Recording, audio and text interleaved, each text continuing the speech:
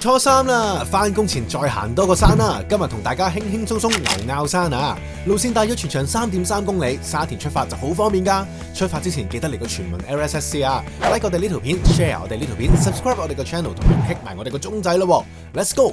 今日我哋嘅出發點係喺大老山隧道轉車站往九龍方向，下邊呢個位見到一條馬路分叉馬路，行到上去而家影住前面嗰度呢，就係隧道管制區嘅出口，又或者喺下邊一路行上嚟啦。咁而家嚟到呢度就係香港恒生大學賽馬會住宿書院嘅地方。離開咗恒大之後，我哋一路向住呢個方向就係隧道管制區域啦，咁車係入唔到嚟嘅，除咗有許可證之外，就行翻過對面條天橋啦，又或者你喺大老山隧道轉車站，如果雲九龍方向入去沙田呢，喺對面行過去都 OK 嘅。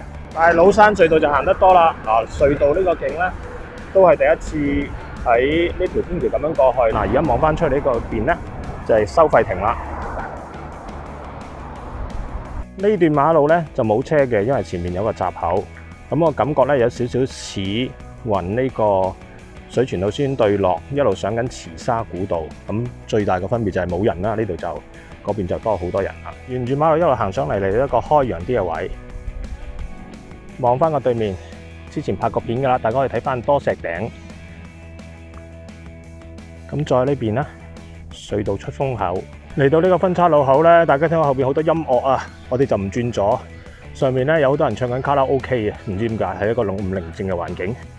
呢個咧亦都涉及到就係話 consider with other visitor 啦。你聽到後邊啲背景聲，實在冇人中意喺大郊外聽到啲咁嘅聲嘅。遠離咗啲噪音之後咧，一路沿住呢條路咧，理論上係可以上到條村叫做草堆下同埋江背村。咁呢有一條橋啦。咁其實我哋呢度左邊一條路入嘅，我哋就係揾呢度上啦。未上之前嚟呢度睇下啦，如果中意影相嘅，又當係天空之鏡啦，呢個景幾靚嘅。咁又行前咗少少嘅啫。咁至於另外一邊呢，亦都係有啲好似小橋流水咁樣。咁呢邊背光冇咁靚啦。我哋行翻轉頭啦，睇完呢個靚景之後，就係頭先所講嘅，就係揾嗰個分叉路口上翻去。咁只不過就係落嚟睇一睇景嘅啫，就喺呢度啦。嚟到呢座建築物之後，就唔好再向前啦，就轉左啦。因為有一條好明顯嘅山徑，遠處深山嗰度應該係江背村草堆下嗰度啦。咁如果唔係嘅，大家朋友可以留個言啦。咁因為都相當之遠，同埋呢度咧睇翻條路徑係咁樣繼續上緊嘅。臨近芙蓉必咧，見到一堆叢林入邊亦都有好多樹藤，咁希望大家繼續好好保護啦。咁就唔係淨係5年大嗰條古藤值得大家睇嘅，咁其實山入邊都有好多，只要寧靜就可以欣賞得到噶啦。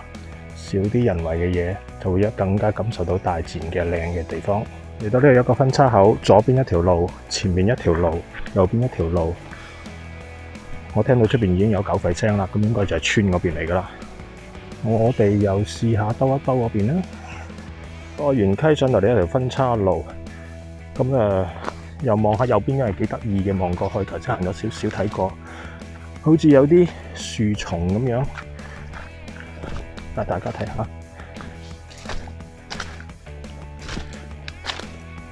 呢個就係呢個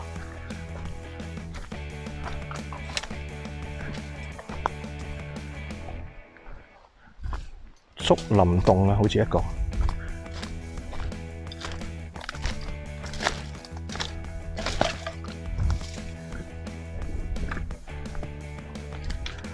都幾長喎，原來都。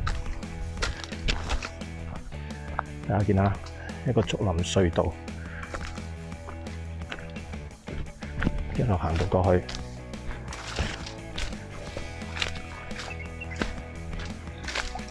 咁呢個同煙岩嗰個又有少少唔同。咁呢個咧似係人為一路嗱，而家一路影住，大家知道行咗幾遠啦。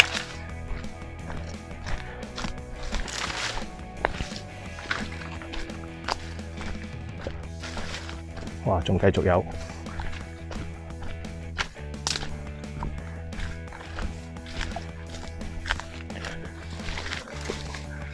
好 OK， 差唔多啦，出到嚟啦。頭先竹林隧道一出翻個分叉口轉右啦，之後出到比較開揚嘅地方，就係個舊村。但係青田前面好多好多狗。咁我哋今日嘅目的咧，其實係上呢個牛口山，所以應該就唔會向個方向，一陣間再揾個轉左嘅方向噶啦。好啦，一出到嚟，原來係有條路嘅，咁即係呢一個位轉左，因為前面見到間旅行隊經過嗰個盧記園藝農莊，咁寫住內有惡犬，嚟到呢個位就轉左啦。我哋前面有一架挖土機，有啲人嗰度啦。唔知睇唔睇？大家睇唔睇寫住芙蓉別村啊？芙蓉必定芙蓉別啦。咁嚟到呢度頭先所講嘅就係經過嗰啲推土機呢一邊一條路，呢度行到過嚟呢一個位。咁我哋去到嗰位咧，右邊人有隊旅行隊就轉咗右，我就嘗試轉左。旅行隊就想右邊啦，我哋就想左邊啦。咁右邊嗰邊咧個方向咧就應該去翻麥徑嗰邊嘅。咁我哋而家左邊呢度咧就跟翻個 Apps 大概方位繼續行啦。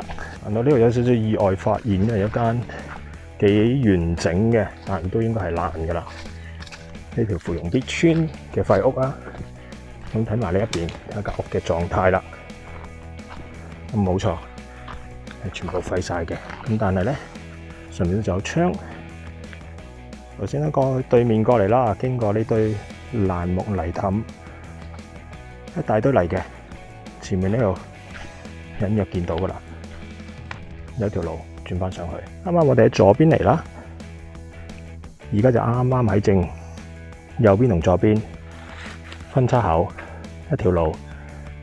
所以牛拗山咁其實跟翻方位咁就會相當之準確，因為沿途周圍都係絲帶，所以你都唔知跟邊條，有可能跟咗個班旅行隊出咗麥徑都未定嘅。過完一輪之後，終於上到嚟啦，370標高處，牛拗山山頂，周圍俾啲樹木遮住晒。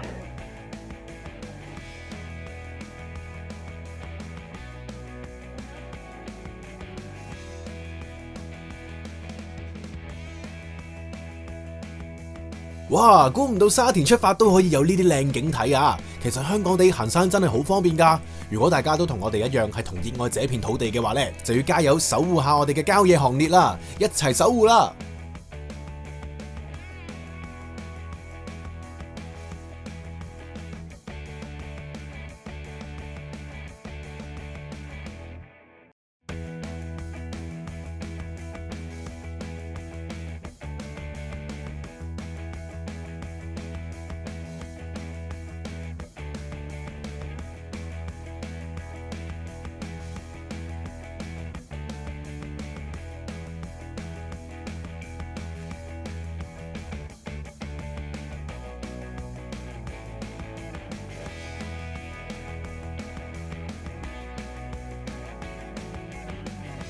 嚟到呢度右邊有分叉路口落老鼠田嘅，我哋向左邊，再前邊上翻少少再過老鼠田嘅方向咧，落咗去之後可以出茂草岩啦，或者再上翻尖尾峰。咁嗰邊咧就自己未行過嘅，咁有機會再兜一兜啦。咁如果有朋友行過，可以留翻啲言話俾大家知嗰邊情況密唔密啊，車唔車啊，容唔容易揾啊之類啦。好，大家睇到落山呢個方向一路望翻出去就係大老山，又或者向翻一城後邊嗰堆啦，巴士車廠嗰邊啊，向翻呢個方向落山就望翻晒啦，石牙山對落啦，跟住馬鞍啦，對面元陽石啦，花心坑村啦，跟住落翻去廣源村第寶城嗰堆高樓啦。